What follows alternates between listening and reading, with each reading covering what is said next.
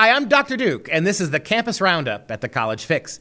Our top story segment this week focuses on conservative students under attack and addresses the dramatic increase in threats of violence directed at students whose worldview fails to conform to the prevailing progressive ethos on campus. To discuss her own eye-opening struggle with these issues at Cornell University, we welcome Neetu Chandak, a communications major and a contributing journalist at the College Fix. Neetu, you recently wrote an article for The Fix entitled Intolerance at Cornell that documents the bullying and threats you faced after appearing on Fox News to discuss a new anti-Trump course being offered at the university. Give us the background for that interview. Sure. Well, first, thank you for having me. And the entire point of writing that article was to show the struggles conservative students around the country faced. I appeared on Fox News back in May to discuss a course called America Confronts the World. It was comparing President Obama's first 8 years and President Trump's first 100 days. And I just found the course to be extremely biased, and it wasn't meant to be critical against the professor's character. It was more about just the unfair comparison between both people.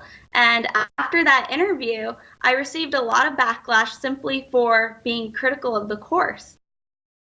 Backlash is one thing, but what you actually received is threats and the intimidation. What's interesting to me about this is that you were not calling into question, as you said, the right of the teacher to teach that class. You weren't demeaning the character of the teacher. You were simply raising legitimate questions about the potential balance. And for that, the progressive forces on and off campus attacked you personally, which I find very ironic. You were attempting to use your free speech to criticize the possible turn a course would take. And for that, your character was maligned. Is that how it happened on campus? Yes, it did. And it's unfortunate because a lot of people who said the comments about me, they didn't personally know me. They've never interacted with me. And it just shows the intolerance that a lot of universities are breeding. And that was the other point I wanted to make. Universities should be upholding liberal values of free expression and tolerance rather than illiberal values of coercion and conformity.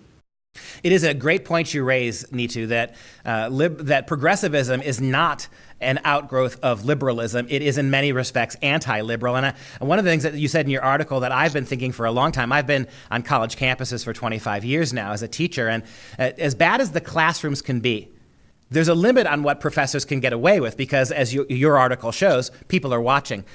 But no one's paying attention to what's happening in the dormitories. And I think the dormitories are in some ways much, much worse ideologically than the classroom. You have your own experience with this. You were applying to be an RA for your floor at your dorm. Tell us a little bit about what happened to you as you were trying to work in your dorms. Well, when I became an RA, we were put through training sessions where we had to use politically correct terms and a lot of sensitivity training. Also, as part of an RA, we had group meetings where we discussed social justice and political topics, a lot of times topics that were not related to the role of being an RA. And all of us had to contribute in order to get good RA evaluations. And my views tended to differ from the rest of the group. And it was often a little intimidating because it felt like I was one against so many people. And at one point, my boss had set me aside and he told me what terms I could and couldn't say outside the role of being an RA, which is pure censorship. And that is not right when college is supposed to be a place where we are exposed to many ideas and we learn how to tolerate each person and their individual differences. That's really interesting. So in order to be an RA, you were told what you could and couldn't say, that if you had conservative views, you were not supposed to express them. And then you were told outside of the university, in your own private life by the same RA, one of the RAs, you were told, you know what, you also have to be careful of what you say in your private life. So you were being censored from within and being asked to censor yourself from without. Is that right? Yes, and it was actually my boss that was telling me what I should and should not say. I don't like to I don't like to put blame on my coworkers because what happened was an example of the leadership, and that's really problematic. If we really want free societies and we want people to be able to express themselves, there has to be free speech. And that's the other issue we're actually seeing at Cornell. There's going to be a debate in April about whether Cornell should implement speech codes or not.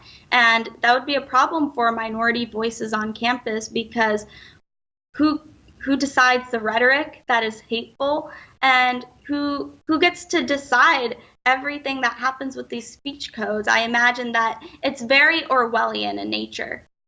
And, Neetu, as somebody who's been watching universities for a long time, and you've been living this, you check off so many boxes that the progressive administrator would love, right? You are in no means, you can't accuse you of white privilege, you can't accuse you of being a patriarchal agent here, right? That you are in some ways the face of diversity as universities claim to support it.